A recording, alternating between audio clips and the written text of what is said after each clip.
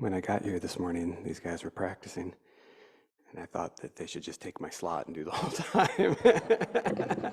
And I was thinking, it's a nice theme for Jesus and yoga topic. So we're going to start with just do a couple rounds of call and response. Some people use this as a Jesus invocation mantra in Sanskrit. So I'll chant it, and you guys can do your best to get it. And it might be a little Sanskrit-y for some of you, but just do your best. So we can close our eyes, and I'll chant, and then you guys respond. And I'll do the response with you. So I'll be doing call and response. But Om Shri Yeshua Bhagavate Namaha. Om Shri Yeshu Bhagavate Namaha. Om Shri Yeshua Bhagavate Namaha. Om Shri Yeshua Bhagavate Namaha. Om Shri Yeshua Bhagavate Namaha. Om Shri Yeshua Bhagavate Namaha. Om Shri Yeshua Bhagavate Namaha. Om Shri Yeshua Bhagavate Namaha. Om Shri Yeshua Bhagavate Namaha. Om Shri Yeshua Bhagavate Namaha.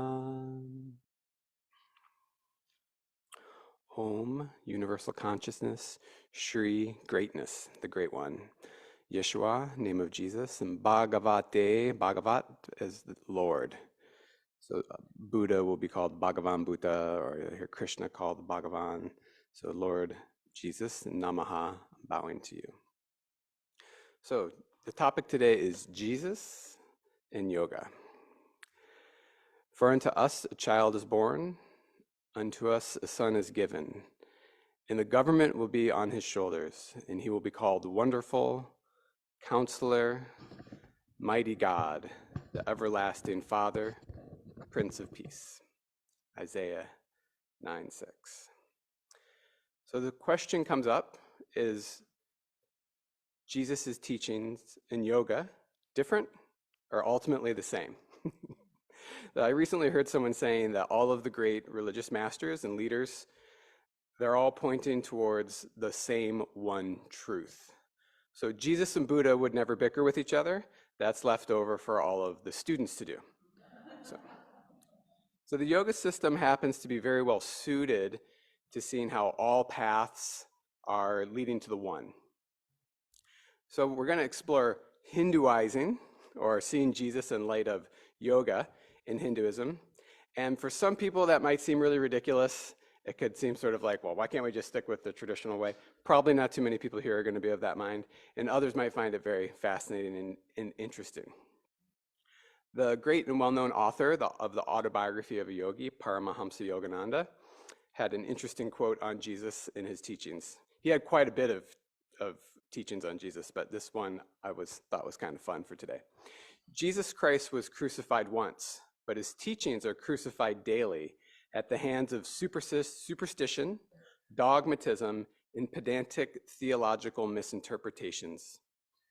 My aim in offering to the world this spiritual interpretation of his words is to show how the Christ consciousness of Jesus, free from such crucifixion, can be brought back a second time into the souls of all who make the effort to receive it.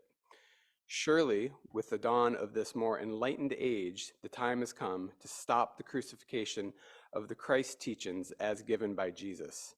His pristine message should be resurrected from its entombment by self-realization, the inner enlightened experience of truth. End quote. So Yogananda and his lineage of Kriya Yoga gurus, including his teacher, Swami Sri Yukteswar, and the contemporary master who's alive today, Paramahamsa Pragyananda, who I've spent a lot of time with, they offer hours of really high quality teaching materials on the Bible from a yogic perspective. The Torah, the Bible, and Kriya Yoga, it's a little hard to get, but it's a really good book. And Yogananda's books are very easy to get, and they're very interesting. So those all of those books are full of really interesting framings of the Bible from a yoga, or we could say Hindu perspective. But today I had to like choose what to talk about with this like short talk and such a massive topic. So I'm just going to briefly explore major milestones of Jesus's life. So the birth of Jesus, the lost years, and the crucifixion. So first we're going to get into the crucifixion and the lost years, kind of as a combo package. As you probably know, there's no information in the Bible about Jesus from the age of 12 to 30. I think it said he grew in wisdom and stature, and then he came back and he laid it down. So there's a lot of speculation. And if we zoom out and we get kind of really dry and impartial, at the end of the day, it is all speculation. And so I'm going to share another speculative view. Now, some people might say their speculation is fact, but so I do have a tendency to believe these things, though. So Yogananda and many other of the yoga teachers believe that during the lost years, Jesus went to India. And they believe that he studied with great yogis, the Buddhist teachers, and that he actually didn't die on the cross. Jesus went into samadhi. So samadhi is a yogic trance, and it's documented even with modern science where people can stop their heart for prolonged periods of time that would usually lead to brain damage, and then they can come back and they're perfectly fine. So they believe that Jesus actually went into a yogic trance on the cross, and then once he came out, he's like, I'm done with this scene here. I'm going to go back where I can get some respect. And he went back to India. So a long time ago, I saw a movie pretty soon after it came out, 2008, not a super long time ago, but it's called Jesus in India. Has anyone seen it? No one. I figured there'd be like half of the room. So when I looked it up online, there's 3 movies and the name is almost the same in all of them. It's like Jesus in India, the movie, and like The Jesus in India or something like that. I don't remember, but one of them is old. It's from the 70s and I didn't watch it. It's 2 hours long. I'm looking forward to watching it. One of them was put out by a Muslim organization and they're talking about Jesus in India. And then the more recent, the one from 2008, Paul Davids put it out and the Dalai Lama is in it.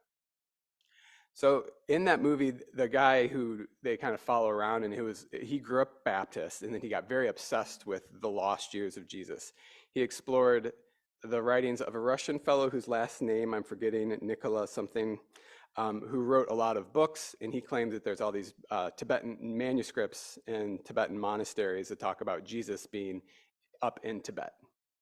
So we could just say almost like the subcontinent when we think of India, Tibet, Nepal, all of India. Afghanistan, Pakistan, that whole soup. So in that movie, there is a really interesting scene, and the importance of it could be lost to a lot of people without really understanding a few things about Hinduism. So he has an interview with the Shankaracharya of Puri, which is like, if you know about like yoga, if you know about these things, it's like the Shankaracharya of Puri. It's basically like if there were 4 popes. So in the lineage where you see people with orange robes, his swamis, most all of them, not all of them, but like 90% of them trace back to Adi Shankaracharya. Adi Shankaracharya set up 4 learning centers, which they call mats, and they're in 4 different cities, and one of them is in Puri. And these have been going on for thousands of years. I'm forgetting the exact numbers, but Shankaracharya was before Buddha, after Buddha, and before Jesus. So a long time ago. And this is a thriving, huge part of Indian culture. A lot of all of the non-dual teachings that people are into these days are very much so connected. Ramana Maharshi, like all of these people, there's connection back to Adi Shankaracharya. So the Shankaracharya, to have an interview with the Shankaracharya is a pretty big deal. And the Shankaracharya in the movie, he says a few things. That Hindus have known about Jesus being in India for thousands of years. This is like not even anything conspiratorial. They called him Isha, which means Lord, and he was considered to be a great teacher and a great prophet who was all throughout India. They even claim that in current day Pakistan that there's a tomb for him where he came, where he could get some respect. Yeah. So and the Shankaracharya, he's sitting on his lion skin and he's in the zone, and he's like, we have all kinds of text on this topic, but we won't release it to the public because we're currently in a dark age and it would only create more problems to release the text. And so they're staying in our libraries, which is like a big theme in that movie. And the same thing happens with these Buddhist texts that have that the Russian fellow talked about. So this is like really trying to impart this like a big deal to be able to get an interview with the Shankaracharya, and that the Shankaracharya is saying, yes, we know this is just part of our tradition that Jesus was here, he was considered a saint. So this could sound crazy to more conservative people who have a more conventional view of the Bible. It's pretty fun and exciting for those of us with a more open view. But then the question then comes, is Jesus just another yogi, right? So a yogi is a person who has the direct experience of knowing that we are one with all, or you have a relationship with divinity that is a direct knowing. There's a lot of ways to frame it. Union, yoga means union. So you know that, you have firmly established in that. So is Jesus just another yogi? Not to say just, but there's lots of yogis, a lot of people have some level of realization. And simply put, within this framing, we would say, no, Jesus is not just another yogi. From here, we're going to explore the concept of avatars. So nowadays, that's like a little thing on your phone, and it kind of looks like you, but it's a Sanskrit word. Avatara has another A on the end. Avatara, it means a divine incarnation. So in yoga, in Hinduism, there's all of these terms that talk about people who've achieved the goal of yoga. And some of these might be familiar terms. Nirvana. Anybody heard of Nirvana? I'm a child of the 90s, so you know, we had Nirvana, the band, but moksha, samadhi, a little less known, turiya, parabhakti, or supreme devotion, prajnana, jnana, or jnanis, one who is a jnani, brahmanishtaha.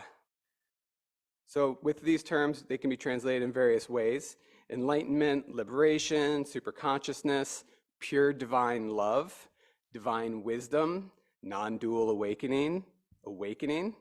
And each one of these topics, we could do like a big talk about which school it's associated and how these terms are slightly different and the theological nuance, but we're not going to go there now. But in the yogic and Hindu view, these states, moksha, nirvana, samadhi, they're accessible to everyone.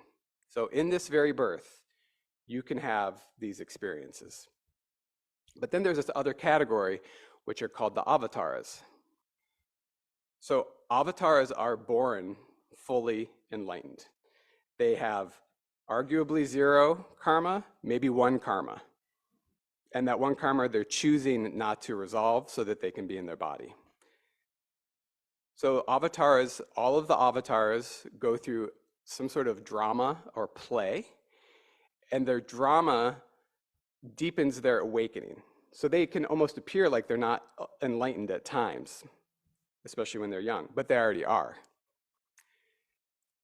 So in Hinduism, there's many avatars, and again, you probably have heard of some of them: Krishna, Rama, and even Buddha is considered, in Hinduism, Buddha is considered an avatar. I jokingly call this the problem of Hinduism, is that they take everything and, oh, well, yeah, Jesus is part of this as well. And, oh, yeah, Buddha, I think they call him the 7th avatar. I forget the number, but there's 10 avatars of Vishnu. So Rama, Krishna, and Buddha are all considered 3 of the 10 avatars. And this is accepted in Orthodox traditional Vaishnavism. Buddha is considered part of it. So there's also incarnations of Shiva and Shakti and other Hindu deities that you've heard of, like Ganesha, Surya, it goes on and on. Today, on this planet, a lot of people feel that Amma, the hugging guru, anyone here heard of Amma? Yeah? People feel that Amma is an avatar who is a manifestation of the goddess Durga. They think that she was born completely enlightened. So many liberal-minded Hindus feel that Jesus is an avatara, or complete divine incarnation. And some place him in the classification of being an incarnation of Vishnu. Not all agree on that. Some more conservatives would say he's not an incarnation of Vishnu. He's just an incarnation of something. So this is all, splitting hairs. So other avatars in the recent history, last 500 years that you might have heard of is one Ramakrishna. Many people consider Sri Ramakrishna to be an avatar. And a little less known, although you've all heard of the Hare Krishna movement, right? So the founder, I don't even know if you call him the founder, the one that the Hare Krishna movement came out of, Chaitanya Mahaprabhu, is also considered to be an avatar by many.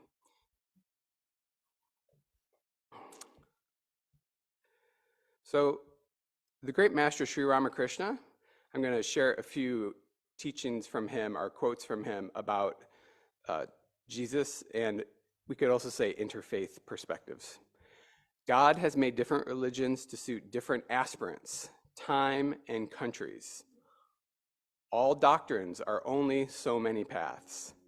As out of one gold ornaments of various forms are made, so is the same God that is worshipped by different nations under different names and different forms. I see people who talk about religion constantly quarreling with one another. Hindus, Muslims, Brahmos, Shaktis, Vaishnavas, Shaivas, all quarrel with one another. They haven't the intelligence to understand that he who is called Krishna is also Shiva and Shakti, and that he is again he who is called Jesus and Allah. There is only one Rama, and he has 1,000 names. Truth is one, only it is called by different names. All people are seeking the same truth. The variance is due to climate, temperament, and name. A lake has many ghats. So a ghat is like a little place where you go for a dip. It's a thing in Indian culture. From one ghat, the Hindus take water in jars and call it jal. From another ghat, the Muslims take water in leather bags and call it pani. From a third, the Christians take the same thing and call it water. Suppose someone says that this thing is not jal, but pani, or that it is not pani, but water, or that it is not water, but it's jal. It would indeed be ridiculous. But this very thing is at the root of the friction among sects, their misunderstandings and quarrels. This is why people injure and kill one another and shed blood in the name of religion. But this is not good. Everyone is going toward God. They will all realize him if they have sincere and longing of heart. So Ramakrishna was here in the late 1800s, and he was considered to be a great reformer of the popular trend of religious bickering. He was done with it, and he modeled that we could be as well. Many avatars do this kind of thing. Many feel that Jesus was attempting to do the same thing. David and I were talking about this earlier, bringing people together. Jesus was considered a rabbi by many people and was working a lot of the needs in that current time period. But those same needs are still relevant today. In the time of Ramakrishna, those needs are still relevant today. Ramakrishna would sing a song, and he would often ask his students to sing it, and I thought it would be nice to share. And Ramakrishna's main thing was the goddess. He was a goddess worshiper, but he was having all these experiences through all these different religious traditions. O mother, make me mad with thy love. What need have I of knowledge or reason? Make me drunk with thy love's wine. O thou who stealest the bhakta's heart, one who has devotion's heart, drown me deep in the sea of love. Here in this world, there is a madhouse of thine. Some laugh, some weep, some dance for joy. Jesus, Buddha, Moses, Gauranga, all are drunk with the wine of thy love. O mother, when shall I be blessed by joining their blissful company? So in this song, we can see a really beautiful reflection of universal spirituality and how all of these great, Ramakrishna was saying, all of these great faith traditions are one.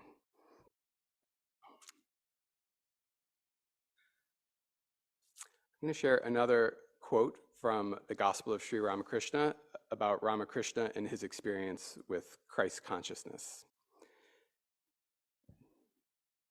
Behold the Christ who shed his heart. Oh, well, first I want to point out here, I was saying that a lot of these Hindu teachers, they think that Jesus didn't die on the cross. But it seems, if you look at this quote from Ramakrishna, it seems that Ramakrishna might be, it's open to a little bit of debate, he's probably implying that Jesus did die on the cross. So variation in opinions, and that's the great thing about, interfaith communication. We can all have these, if Jesus died on the cross or not died on the cross, we can all say namaste. And sometime in November 1874, Sri Ramakrishna was seized with an irresistible desire to learn the truth of the Christian religion. He began to listen to readings from the Bible by Shambhu Charan Malik, a gentleman of Kolkata and a devotee of the master of Sri Ramakrishna. Sri Ramakrishna became fascinated by the life and teachings of Jesus. One day he was seated in the parlor of Jadu Malik's garden house at the Dakshineshwar temple when his eyes became fixed on a painting of the Madonna and Child. Intently watching it, he became gradually overwhelmed with divine emotion. The figures in the picture took on life, and the rays of light emanating from them entered his soul. The effect of this experience was stronger than that of the visions he had had of Muhammad. In dismay, he cried out, "Oh, Mother, what are you doing to me?" In breaking through the barriers of creed and religion, he entered a new realm of ecstasy. Christ possessed his soul. For 3 days, he did not set foot in the Kali temple, which is where he worked, for lack of better terms. On the 4th day, in the afternoon, as he was walking in the Panchavati, he saw coming toward him a person with beautiful large eyes, serene countenance, and fair skin. As the two faced each other, a voice rang out in the depths of Sri Ramakrishna's soul. "Behold, the Christ who shed his heart's blood for the redemption of the world, who suffered a sea of anguish for the love of men. It is he, the master yogi, who is in eternal union with God. It is Jesus's love incarnate." End quote. Oh, keeps going. Then the Son of Man embraced the Son of Divine Mother and merged in him. Sri Ramakrishna realized his identity with Christ, as he had already realized his identity with Kali, Rama, Hanuman, Radha, Krishna, Brahman, and Muhammad. The master went into samadhi, or superconscious bliss, in commune with God with attributes, the attributes of Jesus. Thus he experienced the truth that Christianity too, was a path leading to God consciousness. To the last moment of his life, he believed that Christ was an incarnation of God, but Christ for him was not the only incarnation. There were others, Buddha, for existence, and Krishna. That completes the readings from Gospel of Sri Ramakrishna. So many Hindus state that Jesus wasn't just another yogi, but he was a yogi. So he had the state of the yogi, but he was an avatara. So avatars are a unique class of yogis. You could say they're the highest class that one can possibly find.